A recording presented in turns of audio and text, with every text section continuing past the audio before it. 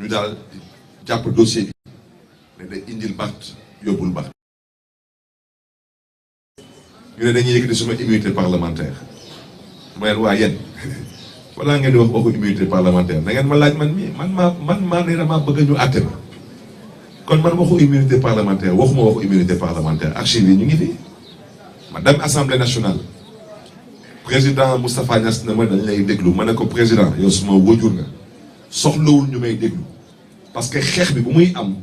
nekk gu moon député kon man immunité bi soxlawuma ko dama bëgg ñu lever suma immunité sans aucun débat noonu la mbir bi tëddee ñu dem tribunal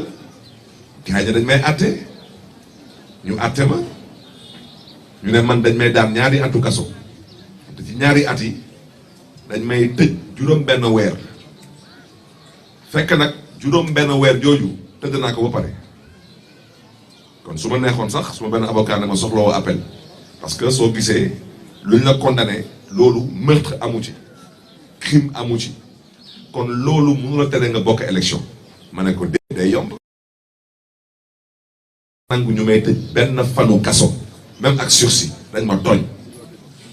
ma ne ko nag balaa may dee ñu ne ma dañ ma naa fay 25 millions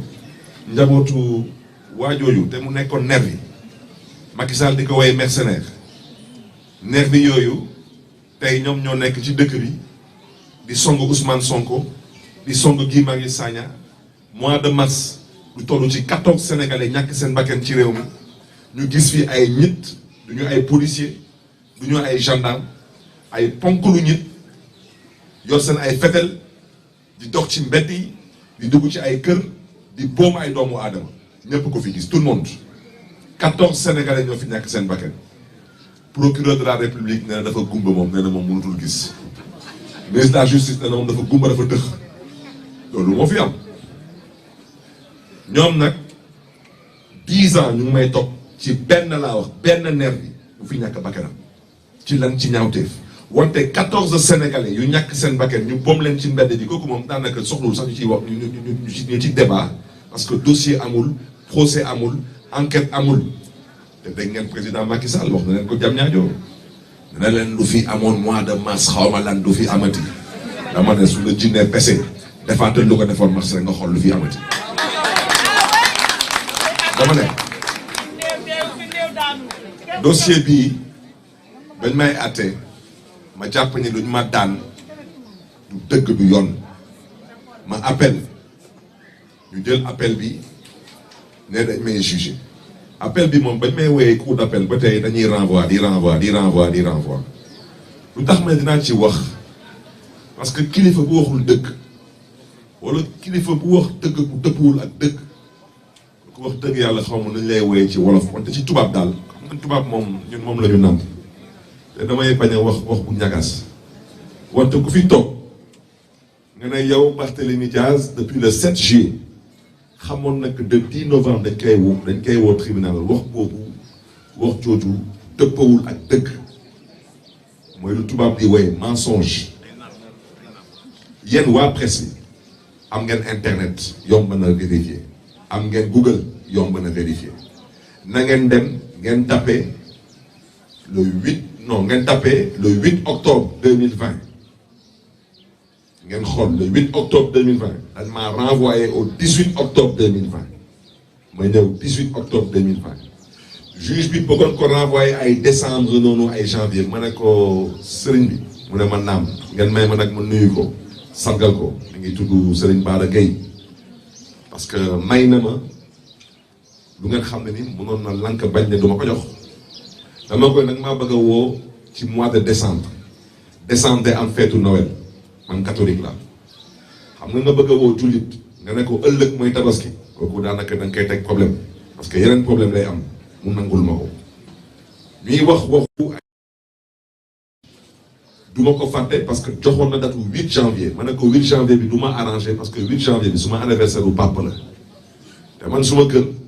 daanaka ñun ay gourmet lañu ñun anniversaire ñun daanaka ñun moom daanaka dañuy ngénte rek di dem du ma sa jeex ñuy wax di wax mu ne ma ban date moo lay arrangé ma ne ko monsieur le juge ma ne ko man damay dem Canada ma yoroon suma ay këyit ak yëpp ma ne ko damay dem ci benn école bu ñuy wooyee York University bu nekk Toronto suma inscription bi ñii damaa ngi dem defi benn master moo bëggoon nga may ma dem ba mu pare suma master ma ñibbisi ba may dem sax ba may ñibbisi mi ngi tombé ak affaire Covid bi ngeen dem ngeen tapé internet le 5 mai 2021 dañu dem tribunal ñu toog tribunal le 5 mai 2021 ñëpp ngi toog wante ñëpp bi man kese la ak papu xale bi amul benn nervi amul kenn kuy bàyyeeku ci parti bu fi nekkoon ci jamono boobu amul benn commanditaire man nekk fa nekk ñu nekk di wax ñu ne non dossier bi mënuñu ko àtte parce que fii nervi yi newuñu fi parti yëpp newuñu fi nañ ko dàq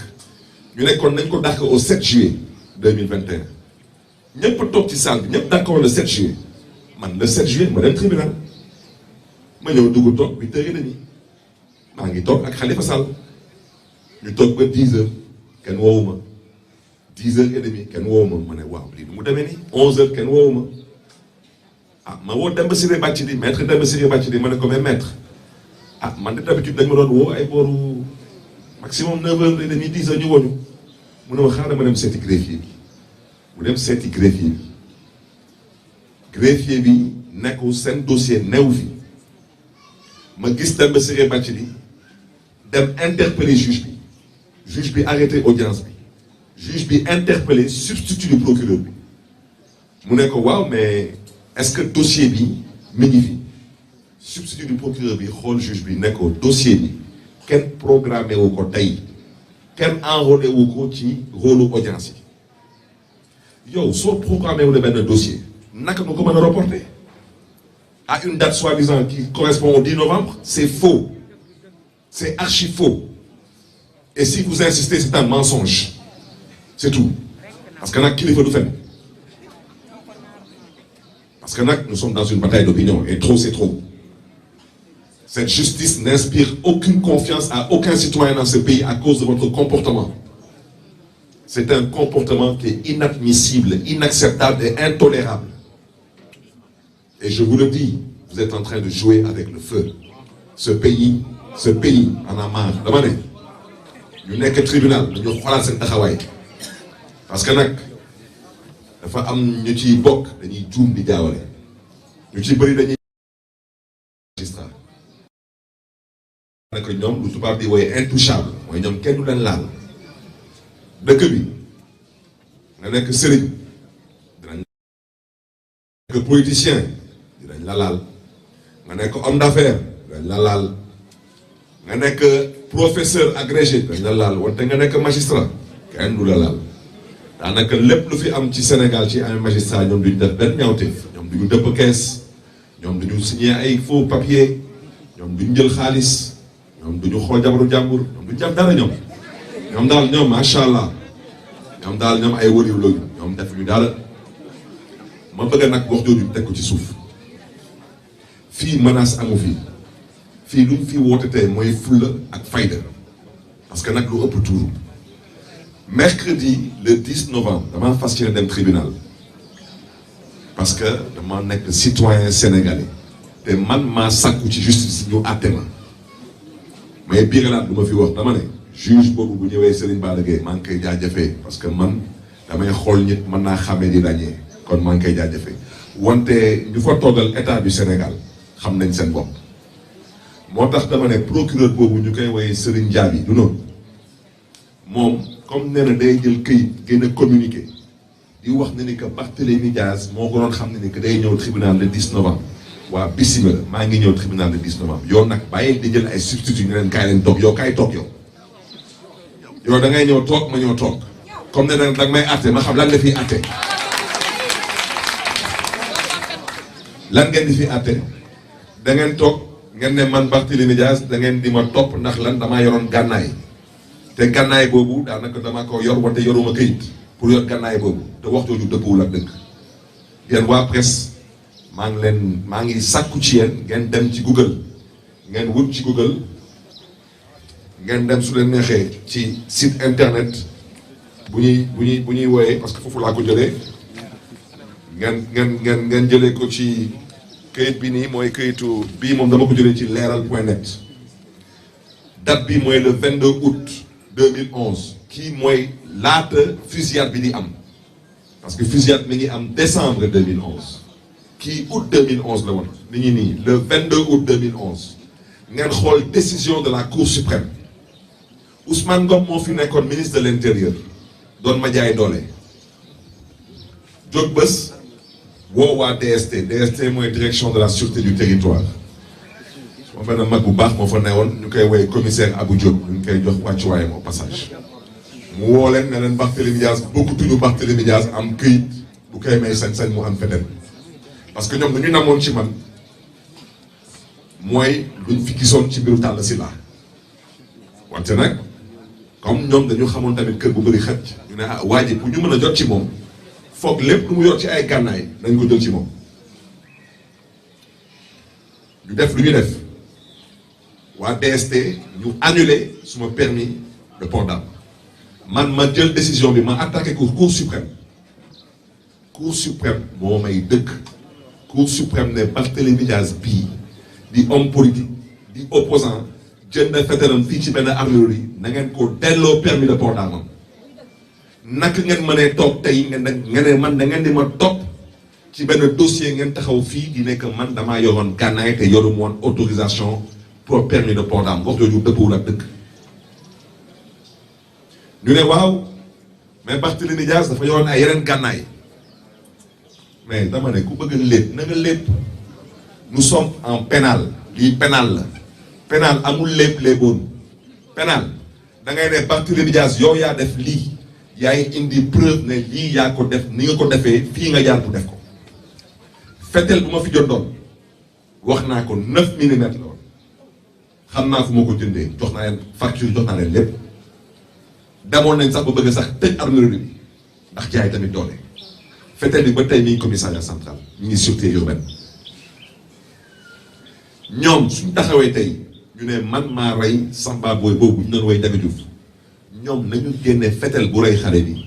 te nañu génne les preuves pour wane ne que man maa rey nervi boobu mais c'est trop facile taxaw fii ne ma non gànnaay boobu da nga ko sànni géej gànnaay boobu da nga ko dugal sa suufu lal gànnaay boobu dama ne ku bëgg a léeb na nga léeb ku bëgg a foye sa xel na nga foye sa xel man léeguma man foyewuma suma xel te lu may ñaawlu ci lii je le répète mooy instrumentalisation de la justice dans ce dossier bi mën naa juuma wante ku ko noonu a àtte laa wax mën naa juum mais je pense que kooku woo juróom bu jigéen judduwul waaw parce que dama ne munoo bëgg a àtte dossier bu mel ni fusillade de Mermoz Sacré-Cœur te amul benn nervi bu fi toog amut mais yéen gënaat nañ vidéo yi jour boobu bu ñuy ñëw fii ci buntu mairie bi nee nañu ñoom gendarmerie bi nee nañu ils ont ramassé 77 douilles yéen xam ngeen 77 douilles ñaata chargé la ci ñu xam feneen kooku naka la benn nit moom kese di génn ci mbedd bi di moom kese rek muy fet ti tiir nii moom kese rek 77 douilles c'est au moins 5 chargeurs xeex bi TFM lu mu wane ci xeex bi loolu bokk matul sax 20% wu xeex bi nga ñëw taxaw tey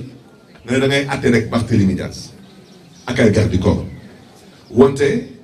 parti bu fi nekkoon jamono boobu yoroon ay otom yoroon essence am génne xaalisam fay ay Samba Boy comme tey rek parti bi nu ma koy defee même chose ñooñu parti boobu amul benn responsable ci dugal loxo kenn ci ñoom def ko te eux tous ils sont encore là vivants tous ñu dem ba ci biir ñu ne bon mais nervi yi ñoom tamit amul kenn ku ci condamné tam leen ngeen xool première instance lu ñu condamné nervi yi amul kenn ku ci condamné 1 jour de prison ñoom ñëpp dañ leen condamné ay association de malfaiteurs ay rassemblements illicites mais Barthélémy Dias qui s'est défendu dans une institution de l'État au prix de sa vie alors lui il est poursuivi pour coup mortel voilà moom la ñuy topp moom la ñuy poursuivre moo tax ma ne man damaa fas yéene dem tribunal mercredi le 10 wante demuma tribunal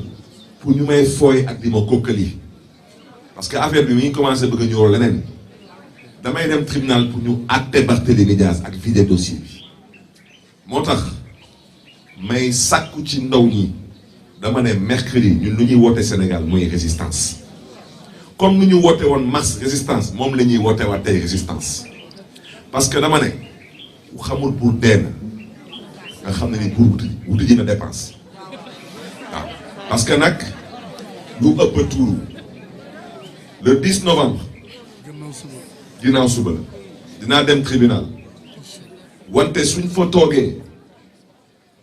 nu ko waxee waa ji di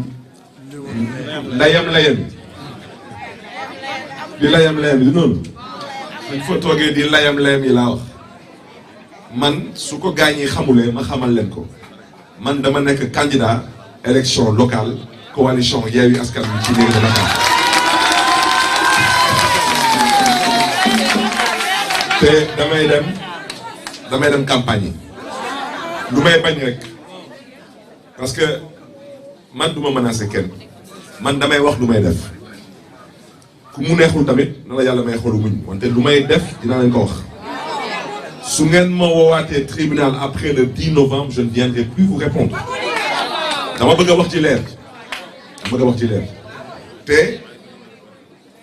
ma bëgg tamit parce que je xam naa lu ñu namm ci dossier bi xam naa lu ñu ci namm parce que wax naa ko sànq ci tubaab nee naa ñoom ba ñuy dégg Barthélémy Dias day wuti mairie de Dakar dañuy def seen sondage ñu xoolaat sondage bi ñu foog ne lii ay film la wante dañu xamul ne yàlla mooy buur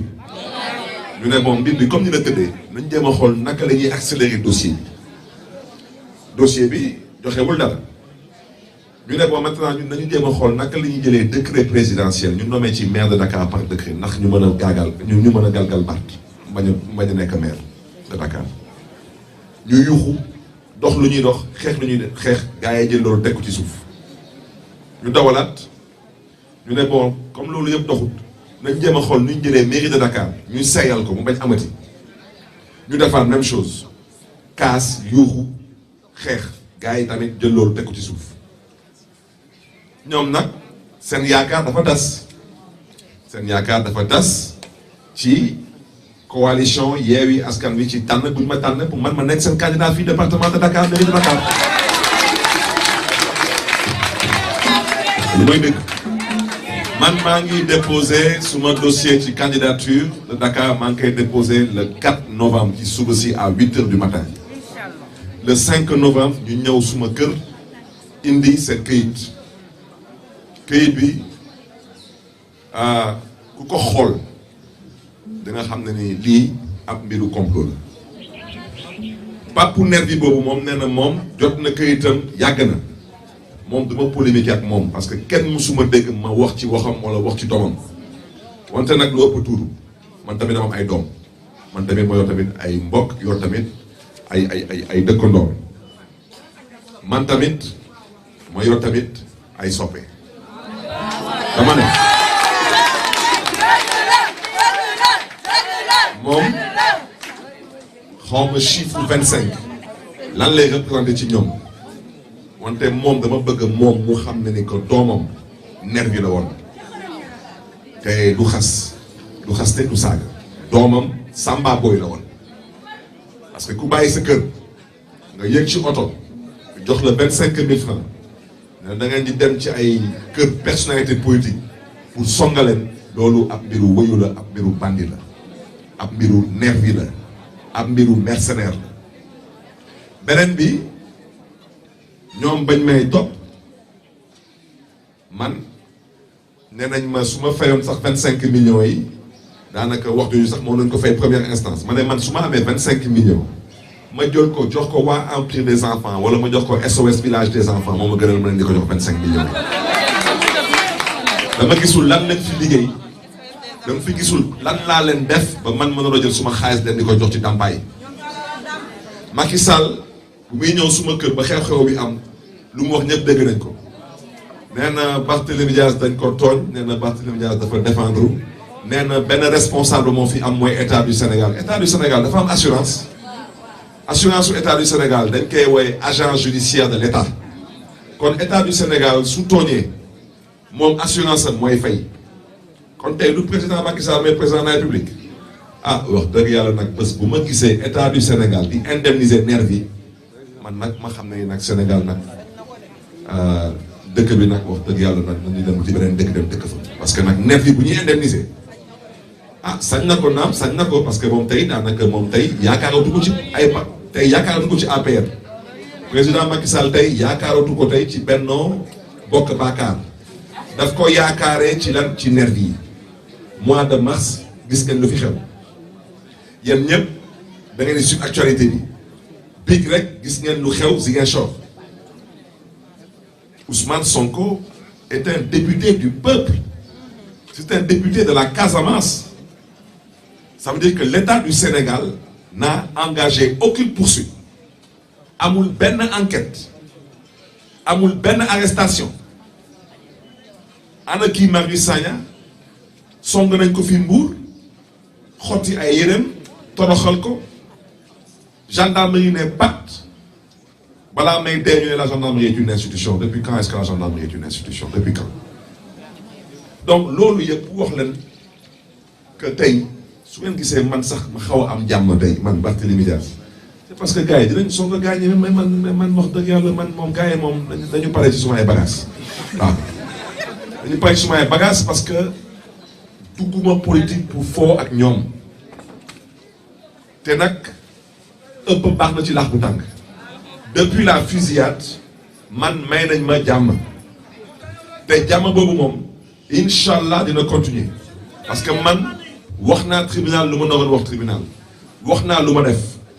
te waxaat naa tamit nee naa lu xewoon ci buntu mairie Mermoz Sacré-Cœur ñu ñëpp dañ ko ñaawlu wante ni ñaanuñu ko yàlla mais loolu bés bu amaatee la woon fa woon ba woon na woon rek dara du fi changé parce que ñun ñëwuñu politique pour di tooñ ay doomu aadama wante du ñu nangu kenn di ñu tooñ ñun lu ñu ñor mooy Sénégal te Sénégal lu ñu gëm mooy dañ koy waxtaanee dañ koy pencoo mais kenn mënu ko aakimoo ci lan ci génn ay nervi di jaay ñi doole donc mbokk yi xaw ma est-ce que lu ma dënk ci wolof c'est plus ou moins ramassé. sa doom si kaw doom sa doom. waaw dama ne effectivement ma ne ñun dañu wootee résistance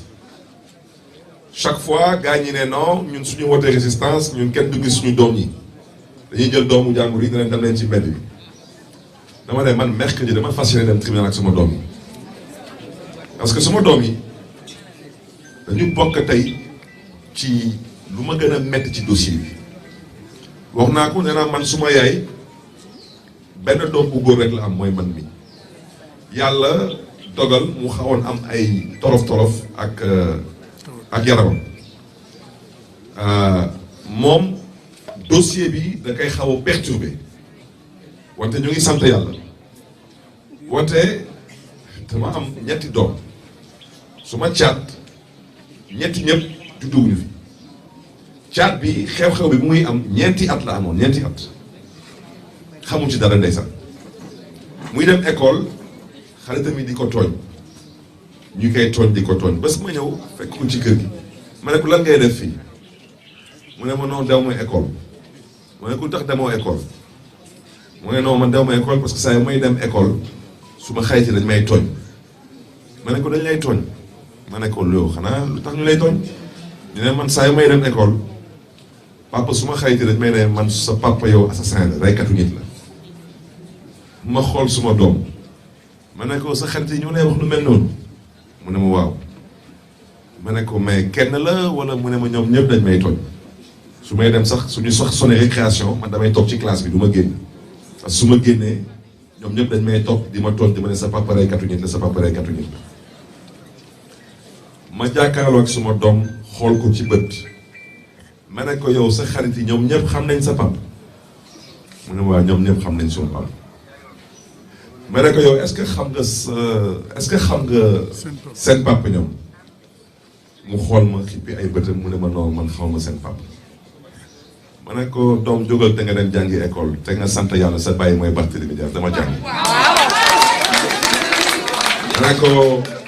ma ne ko bés boo màggee di nga gën a am kontante ci sa bàyyi lu mu liggéeyal Sénégal ma ne ko parce que bés di nga xam lu jotoon xew ci bés boobu ci mairie bi ma wan ko vidéo bi mu tiit parce que musul gis ay fetel mu tiit ma ne ko bés bi sa papa su defuloon di yow tey doo am bàyyi ma ne ko kon nag dama jàngi école ma ne ko ñu lay tooñ di la ne sa papa ñoom ñëpp xam nañ sa papa comme yow xamoo seen papa rek na nga jàpp ni seen papa yi dekki wu ñu dara Sénégal ngeen jégal ma ci kàddu yi.